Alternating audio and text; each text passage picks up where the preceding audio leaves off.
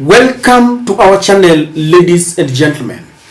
If there is one thing that both the Kenya Kwanza and Azimio supporters agree on, is the fact that Kenya is on a very wrong trajectory.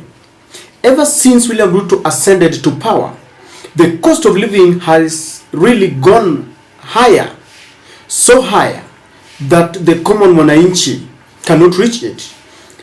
The cost of basic commodities, the cost of education, and the cost of fuel that has really made it very difficult for Kenyans to survive in the country. They also agree on one thing, that William Ruto plans are not working because there's a lot of corruption that is gobbling in people's money. There's a lot of wastage because that has been alluded to by the chief economic advisor to the government, David Ndii. And so they are asking, what can we do? And people have agreed on one thing, that William Ruto must vacate office. But then that is easier said than done. How can he vacate office, yet he was sworn in as the president? He's got the sword, he's the commander-in-chief of all the armed forces. There are only two ways. Number one is to force him out of office, and the second one is to wait for 2027. The latter is the only solution, because governments don't resign in a peaceful environment where people are negotiating like it is happening in Bomas. And so the only thing that we're left with is for Azimio to organize themselves for 2027. You have seen the ODM trying to restructure themselves with the recruitment drives going on in Nyanza, and they want to spread it across the country. The Kamwene affiliation is also taking Mount Kenya by storm, because Martha Karua, Jeremiah Kioni, and a host of other leaders who are dissatisfied with the Ruto's leadership are trying to ensure that they give Mount Kenya an alternative. And of course, Kalonzo Musyoka is in charge of his electorate. But ladies and gentlemen, my worry is one. Every time people are approaching an election, Raila Amolo Odinga is faced with one question. Are you sure this time round you are going to guard your votes? Because it has always been Raila labeled as a loser, something that he needs to work on. Listen into Raila when he was in Chatham House and he was confronted with that question. As people are approaching the election, are you ready to guarantee us that this time round you are not going to complain that you have been robbed? Well, how do I ensure the win?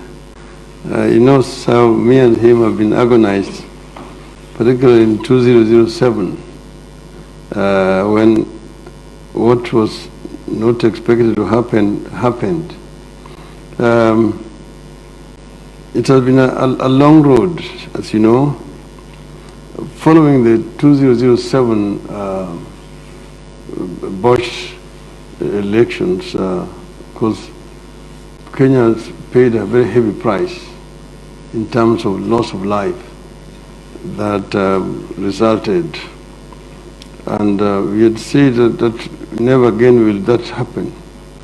Unfortunately, the subsequent experiences have not been very much different.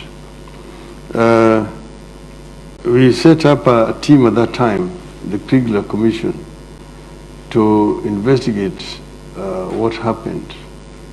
And they came up and said that one of the reasons was the manual transmission of results, which enabled the people to interfere with the outcome, and recommended that Kenyans should go electronic. Unfortunately, the results with this have not been very pleasant. Remember what happened in 2013, and we contested the outcome at that time. We went to the Supreme Court, unlike in 2007 when we did not have confidence in the Supreme Court. At this time we went, but then because we did not get evidence in time, by the time we were able to compile our evidence, they said that we were time-barred, and therefore our evidence was dismissed. And then the Supreme Court went on to say we lost the elections. And we said we did not agree with the Supreme Court ruling, but we generally accepted because we respected the Supreme Court and urged our supporters not to involve in any kind of violence or demonstrations. So we then resigned ourselves to our role as an opposition and waited for the next time.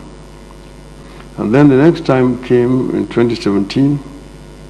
Again, we had a similar experience and went back again to the Supreme Court. This time the Supreme Court agreed with us and nullified the presidential elections.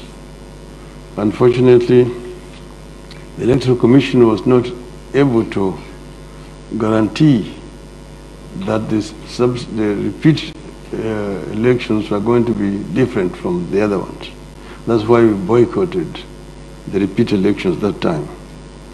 We are hoping that this will not happen this time around, but we are, of course, monitoring the Electoral Commission, and we have actually pointed out the areas of our concern that we want them to address to ensure that the process is free and fair. And we have actually said that if it is free and fair and we win or we lose fairly, we will accept the result either way, so long as it's free and fair. Na sisi kama watu wa ODM tumebaki na risasi moja. Na mimi nimesema na nimwambia party leader Raila Amolo Odinga, this time round the outcome of election, ikiwa tumeshinda na watunyang'anye watakiyumane. Tukaenda naye pamoja kwa ODM. Tumesimama naye pamoja. Mara mbili tumesimama naye pamoja. Tukipigana na tujashindwa.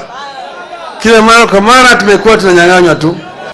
Tumekuwa tukinyang'anywa tu. That is exactly what I'm talking about. Who is this person who keeps on robbing Raila Amolo Odinga of his victory in 2007, in 2013, in 2017, in 2022? The right-wing coup d'etat, electoral coup d'etat that took place on the 15th of August. You saw the chairman of the Electoral Commission running like a thief to go and announce the results, and the bigger part of the commission saying, no, these are not the results. The international community cannot condemn that kind of action. Why? Because they knew what was happening. It can only happen in Africa. It cannot happen in Europe. It cannot happen in the United States. It is only here is where the chairman of the Electoral Commission goes alone. Is a chairman of 7 commissioners, but he goes alone there to announce the results, and then they say he's the hero of the day. Let me unpack a couple of these areas. Democracy. I arrived in Kenya days before the August 22 general elections. What I witnessed was nothing short of remarkable. Kenya held what many analysts and commentators say was the freest, fairest, and most credible election in Kenyan history. The elections were observed by international and local election organizations, and the results were upheld by the Kenyan Supreme Court, and power was transferred orderly and peacefully at the time. The basis of this analysis, ladies and gentlemen, is one, and I want us to reason together. We have identified a problem here, and the problem is that there are forces that are conniving to rob Raila of his votes for a period of 5 times or 4 times now. And then we have also gone ahead and identified who these culprits are, the forces that are behind Raila's loss. Now, the reason why that question is paramount on this analysis is, one, we have started talking about 2027. William Ruto is reorganizing his team. I can see Azimio have reorganized their team, and there is there are undertones that this time round Raila should back Kalonzo Musyoka.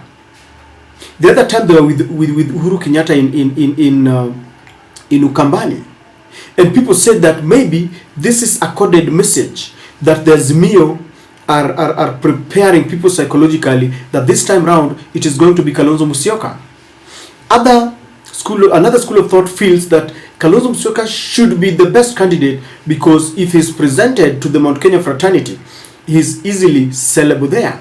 But then you have realized that in Kenya, your votes don't take you to State House. If it was a matter of votes, Raila Odinga would have been the president in 2007. That didn't happen. It didn't happen in all those years. What must we do? Because if we don't ask that question, ladies and gentlemen, then it is an exercise in futility.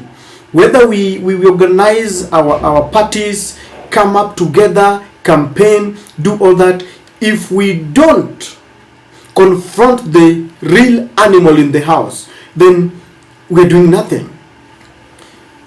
The US is still there, and they are determined to see William Ruto win. They are determined to see that William Ruto succeeds because William Ruto takes care of their interest. In fact, among all the Kenyan presidents, William Ruto stands out as the darling of the US because he's working on their behalf, accepting GMO, LGBTQ, going to Haiti against the chagrin of many Kenyans and against many pieces of advice. We need more voices, more perspectives at the table. The United Nations must continue to preserve peace, prevent conflict, and alleviate human suffering. And we embrace nations stepping up to lead in new ways and to seek new breakthroughs on hard issues. For example, on Haiti, the Caribbean community is facilitating a dialogue among Haitian society.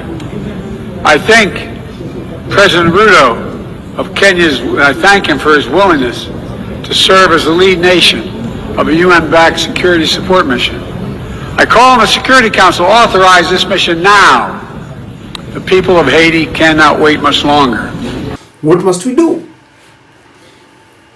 I have a feeling that instead of waiting to demonstrate on the streets after elections have been rigged and people are going to the streets to be killed, this demonstration should start before elections so that people demonstrate against American embassy. They either vacate or stop interfering with our elections. In fact, when I watched Raila talking in Chatham House, one thing that I thought he should have told them blatantly is that our elections are being interfered with by the West, because Chatham House is in the UK, and he should have told them that it's in this country where forces of darkness are always, conniving in cahoot of other, people to rob me of my elections. He should be telling that. And this time round, if Raila is listening, I think we should change tack. This idea of waiting for an election to be rigged, then we go to the streets, people are killed, then we go back to electoral reforms, is not going to work, because this is something that they know. That is why they are fighting. Like the other day, Mudam was saying that Raila should be on the ballot box. The ballot. He knows very well that when Raila goes there, they will rob him. Those are not my words. Raila himself has said, tumetoa tukinyang'anywa tu. So they want to rob him, and they know Raila will go to the streets, people will be killed. Then Raila is a statesman. He will come back and people will sit down and they begin another electoral reform. We need a complete paradigm shift. Number two, the IEBC that Raila has continued to talk about must now be changed, and the way we appoint commissioners into that office must be a different way. Maybe Raila is right when he talks about the IPPG, the inter-parties parliamentary group that proposes people into those offices. But even with that, they should be very careful, because those people can be bought.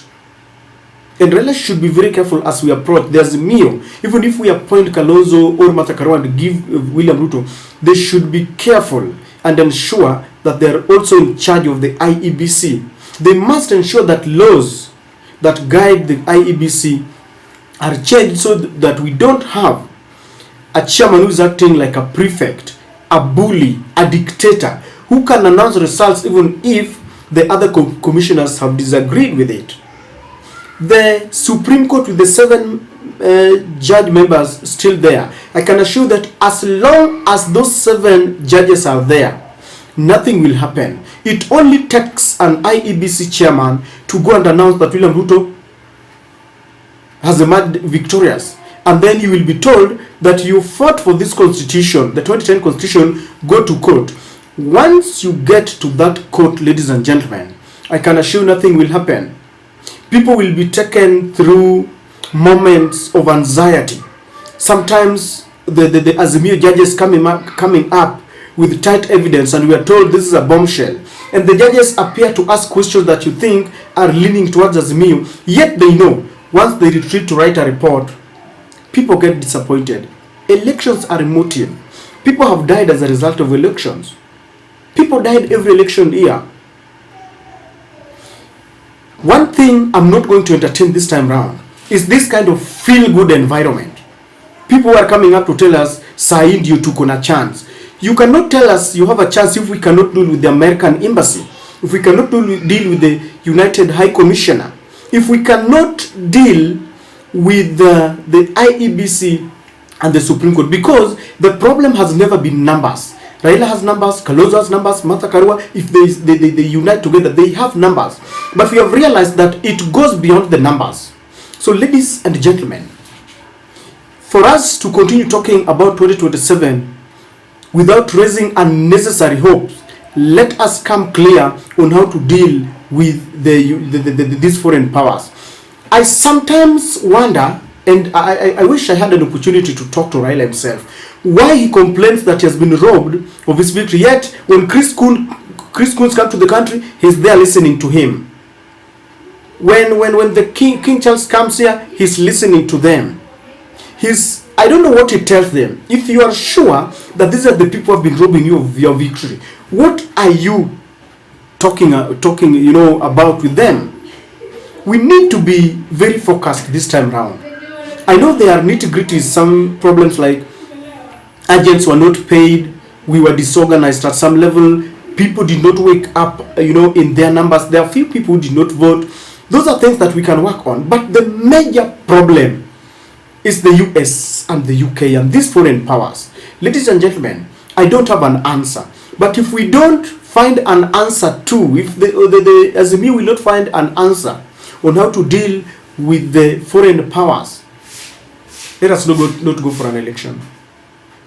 I know you might disagree with me on this, but that is my considered opinion. There is no need. We cannot be a people who wake up very early in the morning, we go for election, we vote and wait patiently. And then we get disappointed. And then the other opponents, when they look at you, have you seen the way they have crafted narratives? So Raila was cast by his father. Raila cannot be a president. I mean, Raila Jatario. How on earth do we allow such a thing to happen? Yet we still want to do the same thing expecting a different result. It will not. I know this analysis might not be very popular, but it is nothing but the truth.